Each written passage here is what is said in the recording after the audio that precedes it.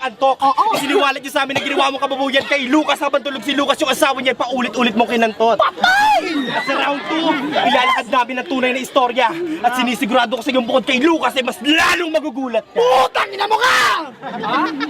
Pues, tapos na ang round 1. Tapos na ang tostahan. Malamang mga tumbang nyo nagsibawisan. Gago ang pagpasok sa Bulacan ay kahabalan. Kasi ang kaling inyong pinasukan ay parang 4 na sulok ng kulungan nakakandaduan. At pinapalagiran ng apoy na nagliliyaban. Walang labasan!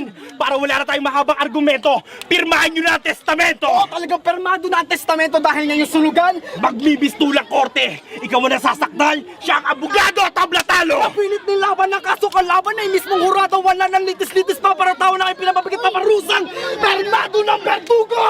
Bugot ulo! Ay!